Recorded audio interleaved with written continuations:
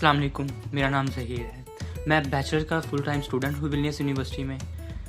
तो आज बात करते हैं एप्लीकेशन फ़ीस और ट्यूशन फ़ीस के बारे में और एडमिशन कब देते हैं इस चीज़ के बारे में। लास्ट टाइम जैसे कि हमने अपनी एप्लीकेशन जो एडमिशन के लिए थी वो मुकम्मल की और नेक्स्ट स्टेप हमारा यही आता है कि एप्लीकेशन फ़ीस किस तरह पे करते हैं। तो एप्लीकेशन फ़ीस के बारे में थोड़ी सी हम पाकिस्तानियों को प्रॉब्लम होती है कि हमारे यहाँ जहाँ पे भी अगर किसी बैंक में जाओ तो वो कहते हैं हम ट्रांसफ़र नहीं करते। अगर वेस्टर्न यूनियन या ऐसी किसी जगह पे जाओ वो कहते हैं अमाउंट बहुत छोटी है, आप ज़्यादा पैसे भेजिए फिर हम सेंड करेंगे, ऐसे नहीं करते।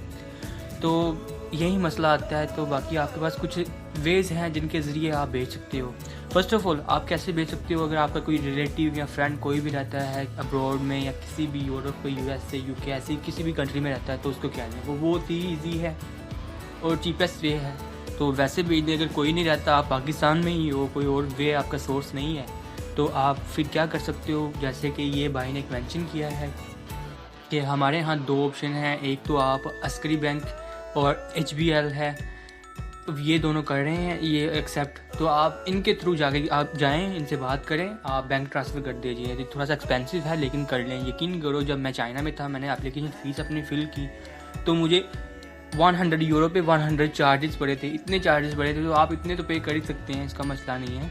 तो और सेकंड वे है ट्रांसफ़र वाइज। तो ट्रांसफ़र वाइज मैंने जब यूज़ किया था वो पाकिस्तान के लिए बिज़नेस के लिए नहीं है, वो पर्सनल टू पर्सनल सेंड करते हैं। तो आप ट्राई कर सकते हो, मैं कंफर्म नहीं कह सकता इस चीज़ के बारे में। आप ट्राई करो, बहुत ही ईजी है इसका बनाना भी। जो कुछ भी पैसे सेंड करना सिर्फ 2-3 यूरो भी नहीं लगते, बहुत कम है। तो आप इसके थ्रू कर सकते हैं। तो आपने एप्लीकेशन फ़ीस दे दी, अभी आपकी एप्लीकेशन मुकम्मल होगी, अभी यूनिवर्सिटी आपकी एप्लीकेशन प्रोसेस करे।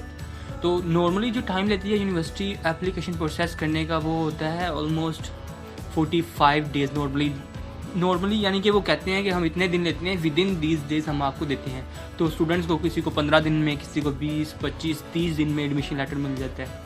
तो ये डिफरेंट ड्यूरेशंस हैं। तो अगर इन केस आपको थोड़ा सा देर हो रहा है या यूनिवर्सिटी लेट करी है तो आप उनको ईमेल करके पूछ सकते हैं कि क्या कैसे जा रही है एप्लीकेशन, क्या नहीं है। तो वरना वो डिसीजन दे देते हैं। तो अभी नेक्स्ट बात करते हैं कि आपको एडमिशन मिल चुका है यूनिवर्सिटी से।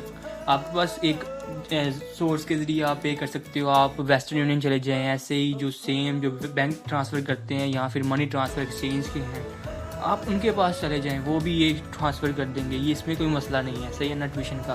और ट्यूशन फ़ी अगर इन केस आपका वीज़ा रिजेक्ट हो जाता है, इन केस मैं ये आपको कह रहा हूँ, मैं तो कहता हूँ आप आए यहाँ पे स्टडी करें। बाकी अगर इन केस रिजेक्शन हो जाता है तो ये 100% ऑलमोस्ट मिल जाती है रिफ़ंड। अगर वीज़े में कोई मसला हो, कुछ भी हो, तो आपको ये रिफ़ंड कर देते हैं।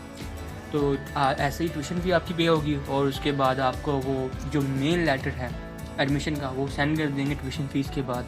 तो उसके बाद आप अपनी वीज़े की तैयारी कीजिए। और वीज़े के बारे में और तमाम वीडियोस मैं तकरीबन अगली 2 वीडियो में कवर करूँगा और जल्दी लेके आऊँगा। तो मिलते हैं नेक्स्ट वीडियो में, तब तक के लिए अल्लाह हाफिज़।